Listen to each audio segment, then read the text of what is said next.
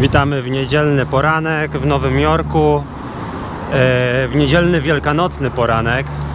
Miasto wygląda, jakby jeszcze spało. Oczywiście ruch jest duży, ale ludzi jest znacznie mniej, mimo że jesteśmy już na Dolnym Manhattanie. Wszystkich, kogo mijamy, ziewają. Oczywiście standardowo wszyscy chodzą z wielkimi kubłami kawy i zmierzamy w stronę WTC Memorial, muzeum poświęcone katastrofie World Trade Center, zamachowi terrorystycznemu. Zobaczymy, jak to będzie wyglądać.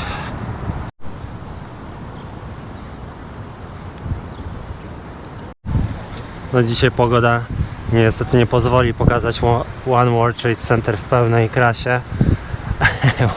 Myślę, że z połowy budynku jest w chmurach, ale zmierzamy do muzeum. No, miliardy ludzi. Zobaczymy, jak z wejściem, bo mamy na konkretną godzinę, dokładnie 12, a jest za 10, ale mam nadzieję, że przebiegnie to szybko i sprawnie.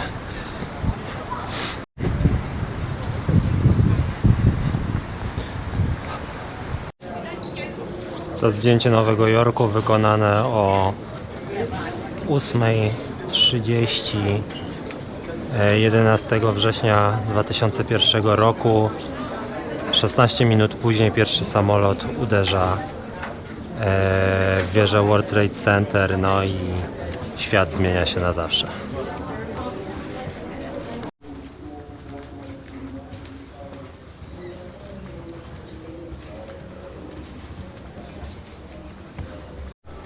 Tak wygląda stalowa fasada z pięter 96-99.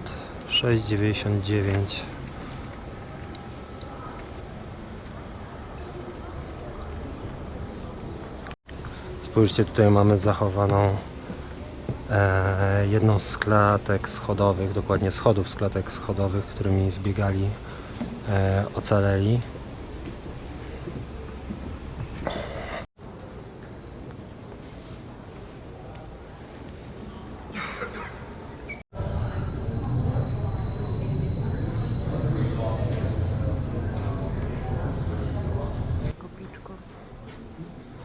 No, robi wrażenie, to ogromna skala. Blisko 3000 osób straciło tego dnia życie w 2 wieżach.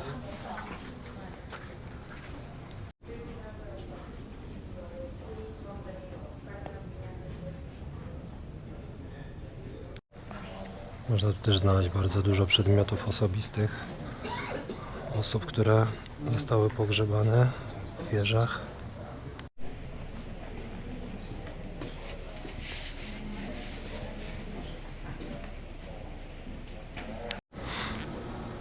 Tutaj mamy część północnej iglicy wieży, czyli dokładnie tą część.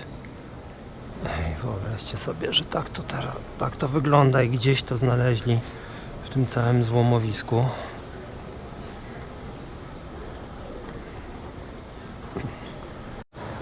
Tak wygląda jeden z wozów strażackich, na którego spadły fragmenty wież.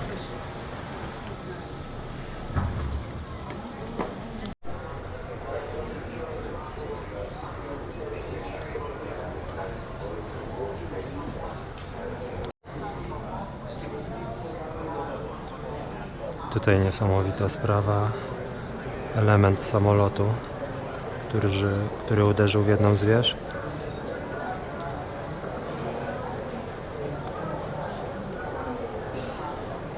They all had that 1000-watt stare that look into nowhere, like frightening look, like just seeing.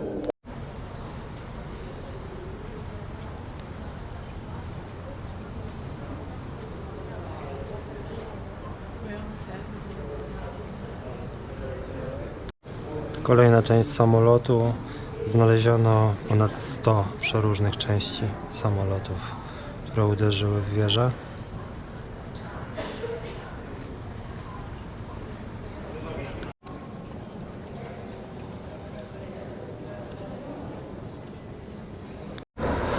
Muzeum generalnie bardzo fajne, tylko bardzo ciemne. więc ciężko tam coś było nagrywać i w wielu miejscach w ogóle nie można było nagrywać, tak trochę wszystko z przyczajki robiłem. No ale robi wrażenie, mnóstwo pamiątek, najbardziej to te chyba zdjęcia tych wszystkich ofiar robią wrażenie i te osobiste wszystkie rzeczy oraz te zniszczone auta czy elementy samolotów jakby pokazują skalę tej tragedii. Na pewno robi to ogromne wrażenie, mogę polecić tak mniej więcej na 1,5 godziny takim szybkim krokiem. Jakby się tam oczywiście wgłębić w temat, no to pewnie można byłoby tam spędzić pół dnia. Polecam. Bardzo fajne, ciekawe miejsce. Teraz idziemy w miejsce, gdzie stały te dwie wieże. W ich miejscu ku upamiętnieniu ofiar są zrobione takie jakby 2 wodospady, gdzie są wypisane wszystkie imiona ofiar na tych tablicach. Zawsze jak ktoś ma urodziny danego dnia, pojawia się biała róża wsadzona w dane nazwisko. Takich róż teraz widzę 2. Tutaj i tam trochę dalej. No jest to ogromne i robi wrażenie.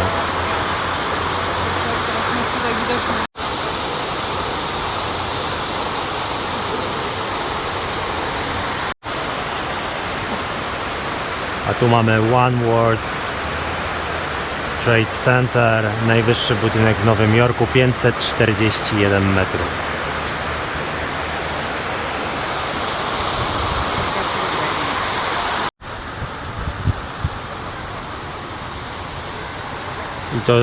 I tu drugi taki sam pomnik w miejscu po drugiej wieży.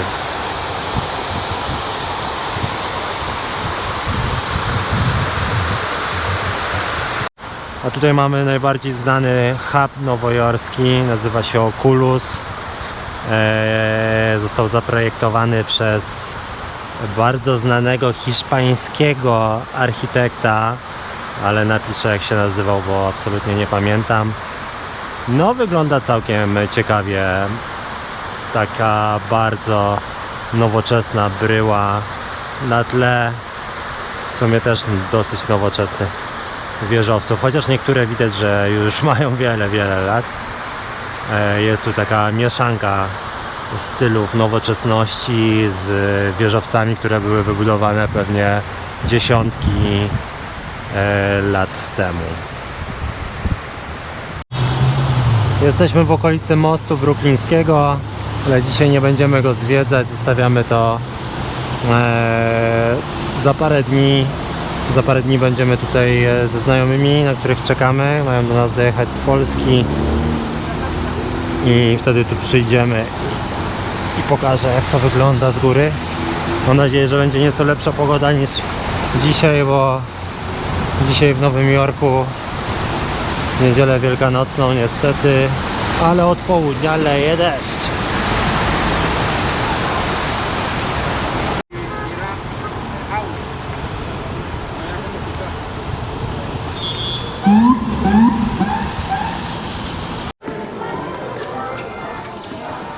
A to sklep MoMY, czyli Museum of Modern Art. I jest tutaj dużo ciekawych, fajnych rzeczy, które możesz sobie kupić. Od ciuchów, po meble, po jakieś sprzęty elektroniczne, designerskie. No wygląda to dobrze.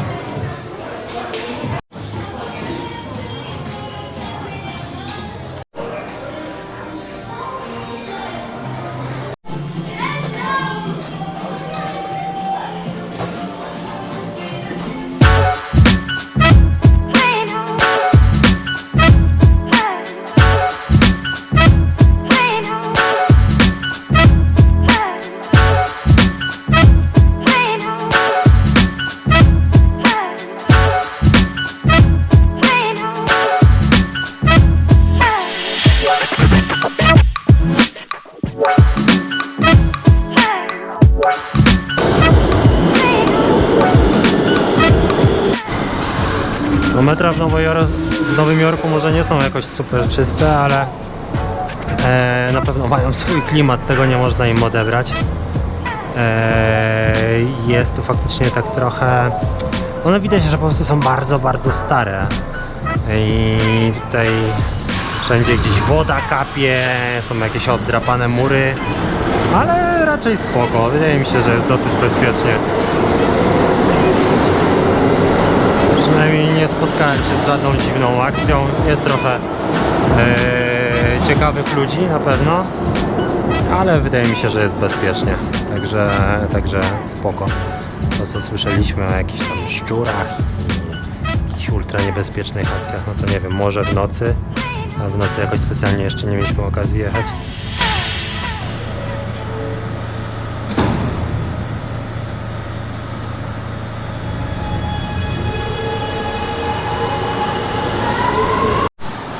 Wchodzimy do Freddy and Pepper's Pizza, jednej z lepiej ocenianych pizzerii, która jest w okolicach naszego hotelu. Byliśmy tu pierwszego dnia i chyba najbardziej nam na razie smakowała ze wszystkich, jakie próbowaliśmy.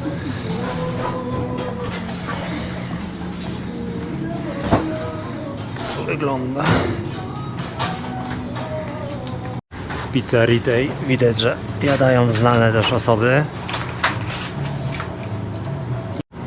Dzisiaj akurat nikogo z tych osób nie ma, ale widać, że właściciel dba o reklamę odpowiednią. Tak wyglądają nasze pizzoszki. Zestaw coś koło, pamiętam, chyba $13 z napojem. Bardzo spoko. Panowie nie są z Włoch, są chyba z Meksyku, ale pizza jest naprawdę dobra. I tak wyglądają. I leci meksykańska muzyka.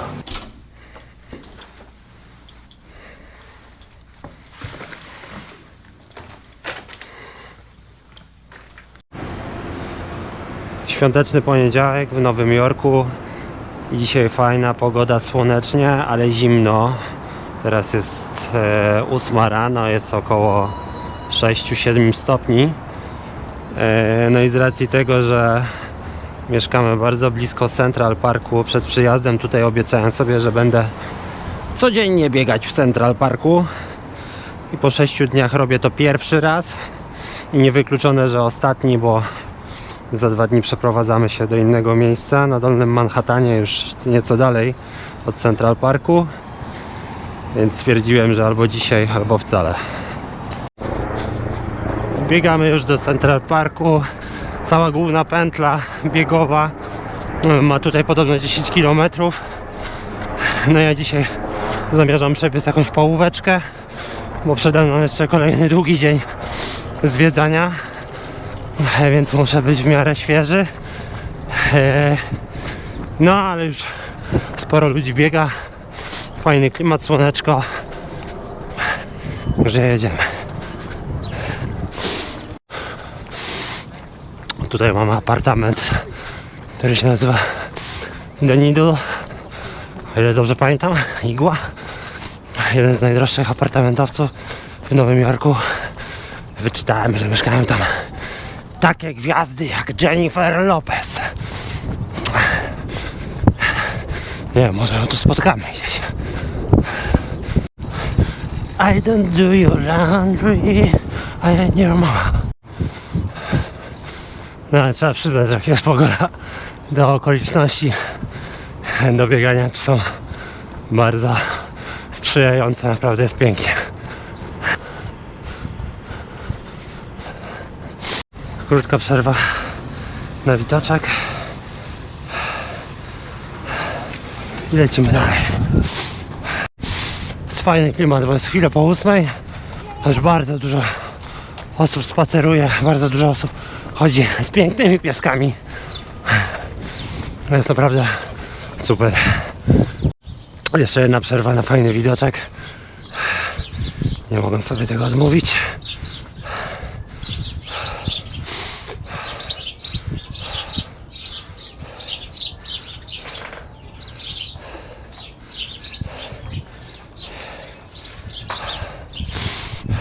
I jazda. Właśnie wybiegłem z Central Parku przy wyjściu obok Muzeum Historii Naturalnej. Mój hotel znajduje się jakieś 2 przecznice stąd, więc bliziutko. Lecę się ogarniać i ja tak na miasto. Ja już dotarłem pod swój hotel. Jakby co to polecam, się nazywa Art House Hotel. Jest na skrzyżowaniu Broadway i 77. Takie nic, bez żadnych fajerwerków, ale spoko. Czysto, codziennie zmieniają, wszystko spoko. Na pewno minusem jest fakt, że naprzeciwko wejścia do hotelu mamy straż pożarną tutaj i tu naprawdę co 15 minut wyjeżdża cała ekipa straży pożarnej. W ogóle tutaj się strasznie dużo dzieje. Tu co chwilę jeździ policja, straż pożarna albo ludzie w jakichś dziwnych pojazdach. Ale polecam, miejscówka jest fajna, bo jest bardzo blisko Central Parku. Metro jest za rogiem.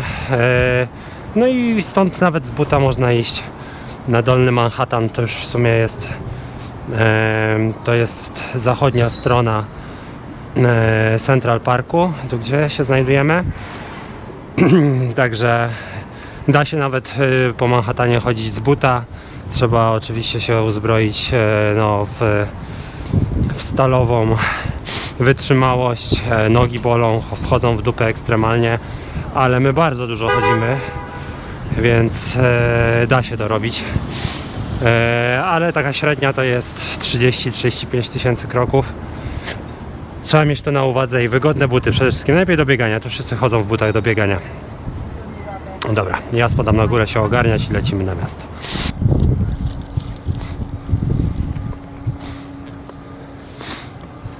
Znajdujemy się w Central Parku na Strawberry Fields, czyli miejscu, gdzie żył, tworzył i również zginął John Lennon.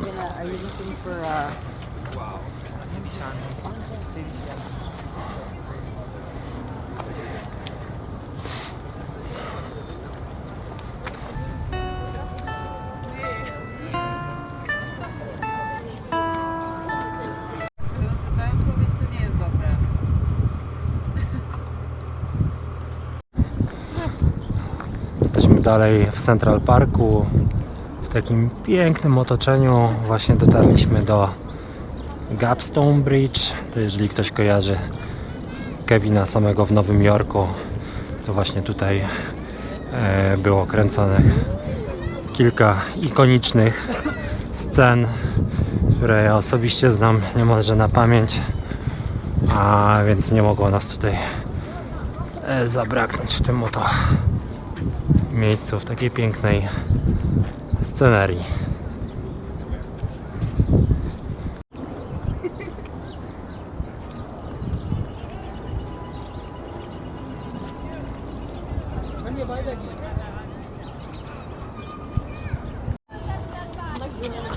Kolejny piękny dzień w Central Parku, mnóstwo ludzi, mnóstwo turystów, naprawdę super miejscóweczka. Myślę, że Central Park to byłoby moja topowa miejscowa w Nowym Jorku, jakbym tu kiedyś mieszkał, gdzie bym przebywał. Naprawdę, no to jest park marzeń, po prostu jest to wszystko. Zwierzęta, piękna architektura wokół, która naprawdę urywa dupę. No i piękna przyroda, która naprawdę jest też powalająca. Świetne miejsce, mnóstwo ludzi, wszyscy uśmiechnięci. No naprawdę, wiele się dzieje, co chwilę jacyś artyści, można mnóstwo pamiątek kupić, no mnóstwo pierdół oczywiście, a jak wszędzie, ale dzieje się dużo i naprawdę spędzanie czasu tutaj to czysta przyjemność.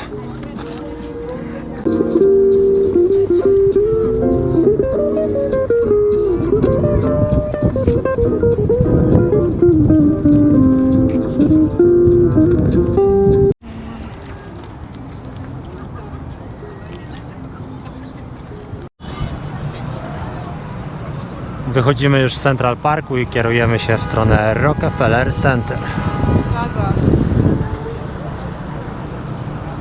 A tutaj mamy Hotel Plaza, czyli hotel, w którym mieszkał Kevin. I właśnie bardzo blisko jest do tego mostku, który wam pokazywałem przed chwilą, gdzie również Kevin był kręcony. No dobra, z racji, że jesteśmy fanami Kevina, nie odmówimy sobie tego i wejdziemy do hotelu Plaza. Zobaczymy, czy tam coś jest dla takich przechodniów.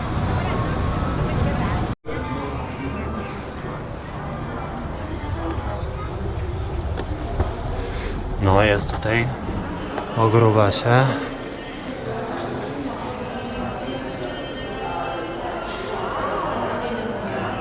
Wygląda dosyć wytwornie. Nie powiedziałbym, że się czuję tu jakoś super komfortowo. Szczególnie w czapce, w okularach i w kapturze z i bluzą z kapturem.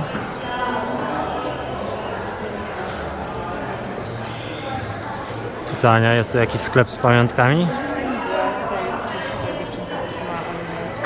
Sorry, can I find in Hotel Plaza some souvenir store? Yeah, so hold on. Oh, sorry. Turn back this way. Yeah? All the way to the right. Okay. That way, to the left, all the way down to the right. Thank you very Boutique much. is that way. Thank you very much.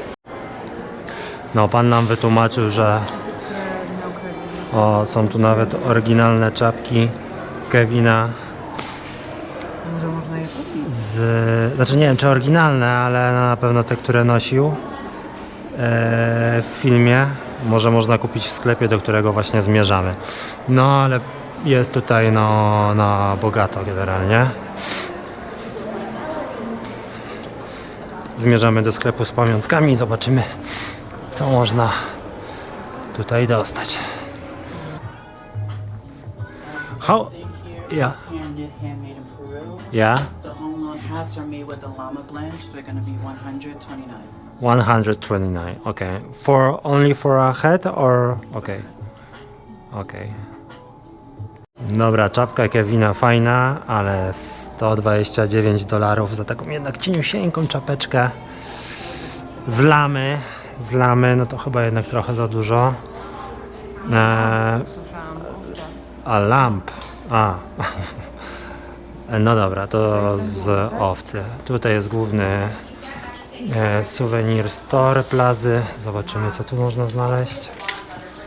Ale nie jestem pewien, czy tu takie rzeczy typowo z Kevina. No są jakieś świąteczne, wiadomo. Plaza kojarzy się ze świętami. Gardenia, the full collection, anything that you buy.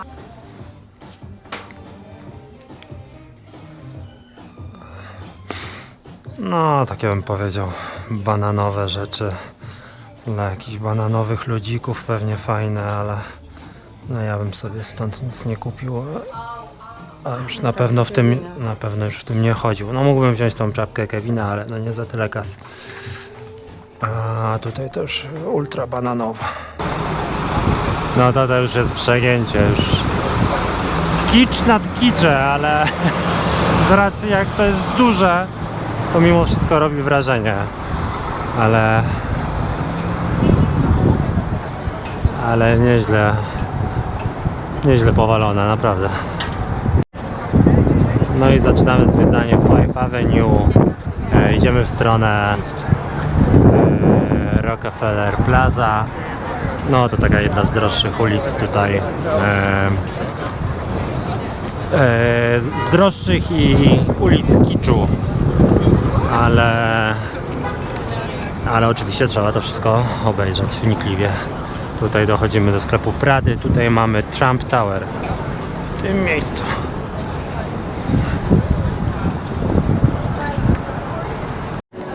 Fajna akcja właśnie się wydarzyła przed Muzeum of Modern Art, bo zaczepiła nas jakaś Brytyjka i powiedziała, że nie może iść do muzeum i oddała nam 2 bilety, także spoko, $60 do przodu.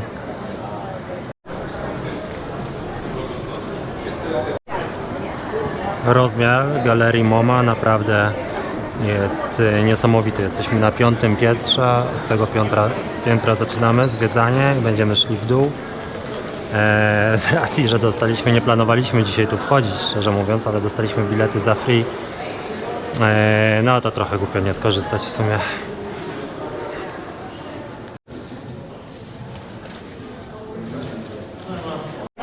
Tutaj mamy bardzo znany obraz Vincenta van Gogha. pod tytułem Gwieździste niebo. Kolejny obraz Van Gogha.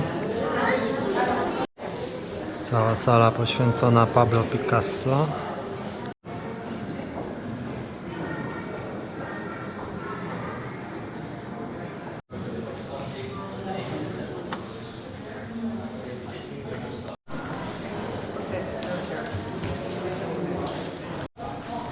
Coś się rozlało tutaj.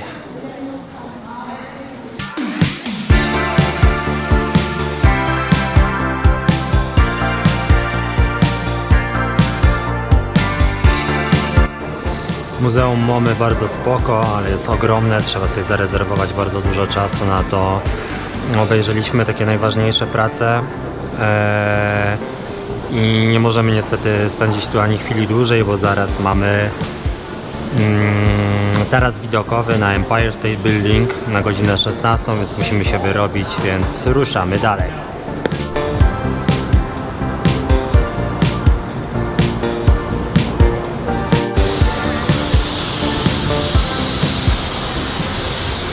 Znajdujemy się w samym sercu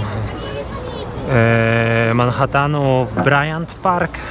Fajne miejsce spotkań. Dużo miejsca, dużo knajp. Tutaj ludzie grają w jakieś bóle. Fajna miejscóweczka. Tam widać budynek Chryslera. My idziemy do Empire State Building. Tutaj widać jego iglicę. A tutaj krótka przerwa na jakieś ciacho.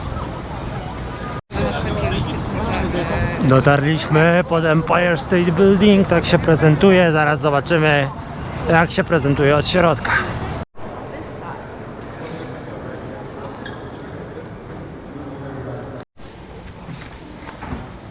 Hi, hello, thank you. Jest taka duża galeria na wejściu, związana z całym budynkiem. Standardowo, jak na każdym lotnisku, każde wejście do atrakcji wygląda jak przejście przez odprawę bezpieczeństwa na lotnisku.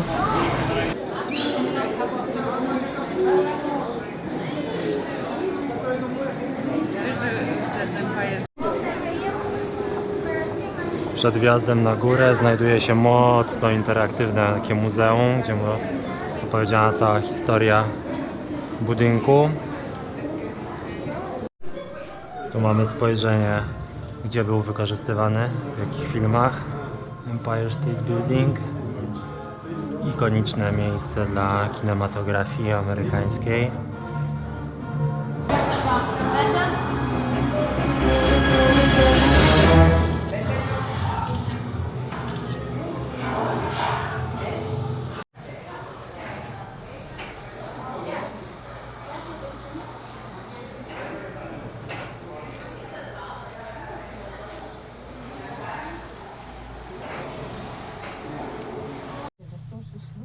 No jedziemy już windą.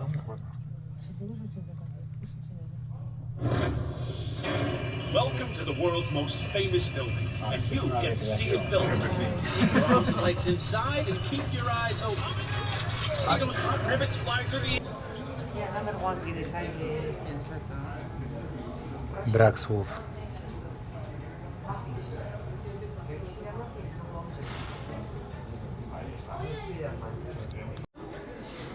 Naprawdę robi mega wrażenie, ale nie jestem pewien, na którym jesteśmy piętrze, albo 102, albo 80, więc muszę się dowiedzieć.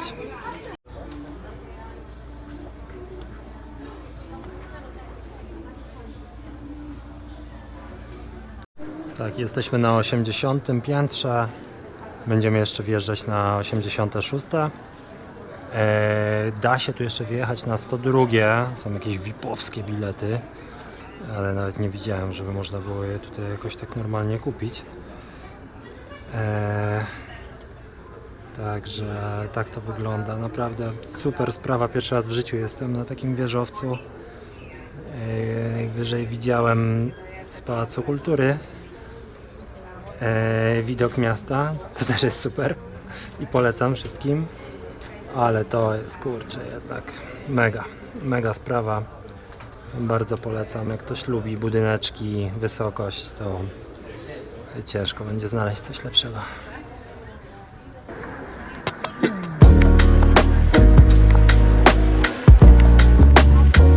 No i tutaj niezły wypas, bo na tym 86 piętrze wychodzimy sobie na taki balkon na dwór.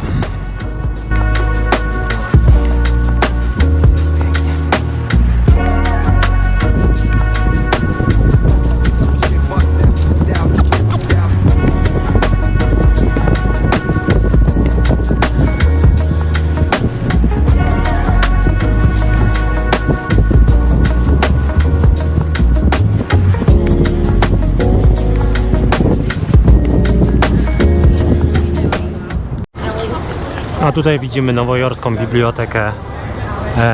Też tam zamierzamy pójść, ale nie dzisiaj. Teraz wybieramy się do NBA Store.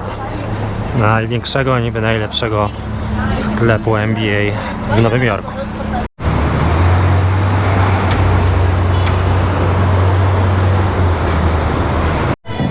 Dotarliśmy do NBA Store na 5th Avenue.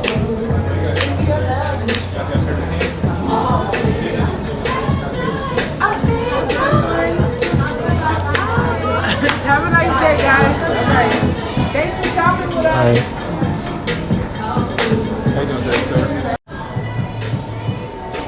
No jaram się, w tym sklepie jest wszystko po prostu. Podoba mi się tu. Sklep generalnie ma 3 piętra. Właśnie zjechaliśmy na dół. Piętro dla chyba dzieci, pani powiedziała, i dla kobiet, chociaż widzę też i ciuchy dla facetów.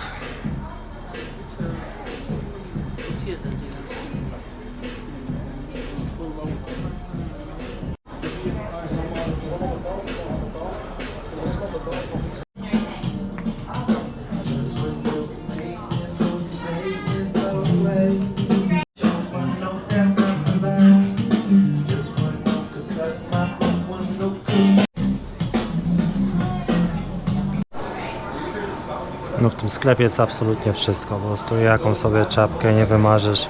Możesz sobie kupić, są jeszcze stoiska, gdzie ci naszywają co chcesz na tą czapkę dodatkowo. No naprawdę, respekt. A na Brooklyn Nets idziemy za 4 dni na meczek.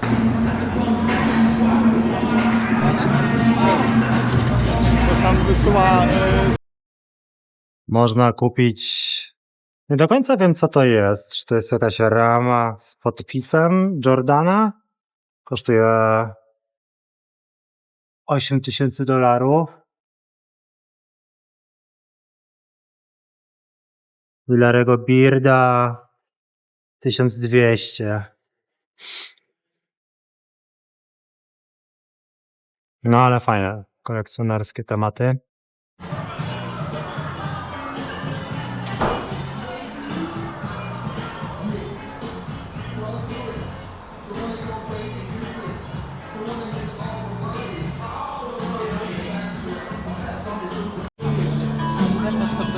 No, to jest po prostu jak sklep z cukierkami dla dużych chłopców. No po prostu piękna sprawa, jest to absolutnie wszystko.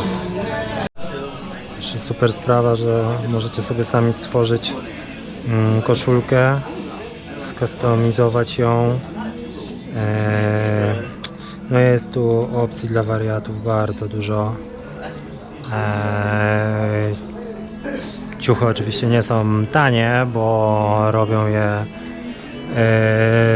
drogie firmy. Tutaj widzę prawie wszystko jest jakiegoś Nike'a, Jordana, jakichś innych grubych firm, ale kurczę, bomba, ciężko stąd wyjść jest czegoś nie mając. My już tutaj zakupy jakieś poczyniliśmy. Dla fanów koszykówki pozycja obowiązkowa NBA Store 5th Avenue.